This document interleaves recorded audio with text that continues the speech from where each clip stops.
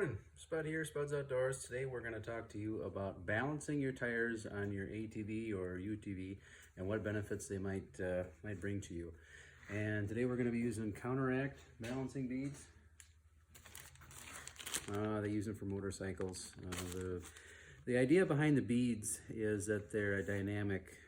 They keep moving, and so if you are running through the mud or snow and you collect a little debris in the backside of your rim, it's going to change how your tires balance. So when you take your vehicle into town and you get your tires changed, they'll put a set position on your weight. So they'll balance just the tire, the rim together, and they'll put the weight on, and that is balanced. Well, when you add a variable to it, such as mud or debris, or you jam a rock in here or into your tire, it's going to change, and you might get a tire howl or a vibration because of that. And with the tire beads, the idea is that the beads will move to where you need to even out the wheel. So step one, obviously put jack under the wheel so you can take the weight off it. You want your valve stem on the bottom, would be the easiest.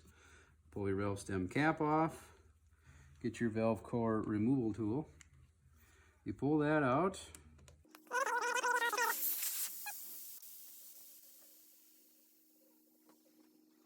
Now, even though your valve stem's not whistling much anymore, you want to give that a few minutes to get the air out, because the step we're going to take next goes a heck of a lot easier if you do not have pressure coming out of that valve stem. And now that you got the wheel free, make darn sure that valve stem's at the bottom, and then we'll move over and get the setup ready to go here. All right, so what we get is you get the kit and the part number from, I got mine from Western Power Sports.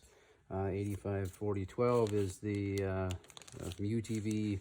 Now they go off of tire size and application that way. You can go on their website. This one is www.bikebeads.com. They also have ones for bigger vehicles. They go all the way up to semis and have benefits that way, but they have different size packages. And this package had 4 3-ounce baggies, and that is what this one is.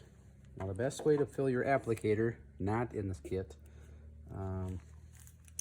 is to just cut the corner of the bag off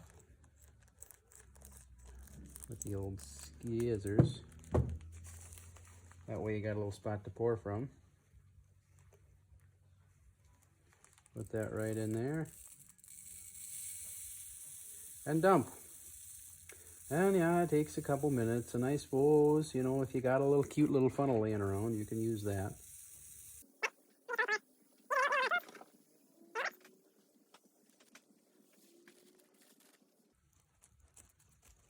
And there we go. Then you put your cap on, and it comes with the little top that you see on a bottle of gear lube or whatever. Cut the top off. Leave that cute little ring at the bottom, so when you snap that on, it still holds. You hear the little click. Anyway, put the tube in they give you. Get that ready to go. Okay, so now, like I said, there's no air coming out of here, and it is sat for a few minutes. That little tip right there is going to save you some time and swearing. Take the end of your hose, apply it to the top of the valve stem. Make sure you got a few threads over there so you don't spill them. And then you just tip it up and let them run. And just have a little bit of patience. Takes a minute or two to get them full. Sometimes you got to give the tube a squeeze or the bottle a squeeze. And if you've got air pressure coming out of here, the whole process gets slowed down because you've got air trying to come out of the valve stem and beads trying to go in. It ends up taking a little bit longer. So you keep pouring, just keep kind of shaking. Be mindful not to wreck your connection between the valve stem core and the hose and the tube. Once you get down to the bottom, shake the rest of them out here. And always give a poof of air if you can to try to clear the valve stem out. Take that off. And you make sure your valve stem is clear. Take your valve core and your tool. Reinstall. And then basically you just take your tire and fill it up and You want to set it to whatever your owner's manual recommends. A lot of ATVs are going to have what they recommend the tire pressure should be on the left rear fender. Usually is where you'll find it on a warning sticker on a UTV, sometimes underneath the seat on a sticker. Otherwise, your owner's manual is going to have it. If you run different size tires, different ply, these are 10 ply tires, so I don't use the factory recommendation.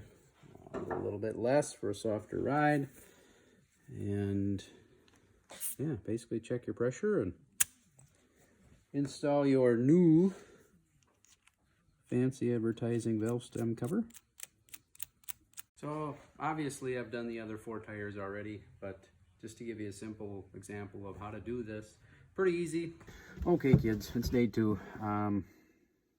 Spent the whole day with the tires balanced on the Ranger, and the biggest thing you notice going down the road is you don't have as much vibration in the steering wheel. You don't get that shimmy shake when you're doing 60-65 miles an hour. I mean, it doesn't take care of all of the noise or driveline noise. And when I say noise, I mean vibration. And sometimes you hear that through the tires. You can hear them bounce and howl. You don't hear that as much. It's definitely better, a lot smoother. I mean, if you're fussy and you put them in, you'll definitely notice. It's a definite benefit. It also benefits the driveline, because if you just take one tire, one wheel as an example, like we did when we put the beads in, that tire is it just bounces at a high speed. If it's not balanced, it bounces. Well, not only does your tire bounce, your ball joints, your wheel bearings, your driveline, your axle, your A-arm bushings, everything sits there and shakes. And it's going to put more wear on stuff. So when your driveline is more balanced, it's going to give you less wear and a longer lifetime of your service parts. So that's a big benefit. And like I say, seat of the pants, so to speak. It's a definite improvement, and it's a little quieter in the cab because of that, which is really nice. So give it a try.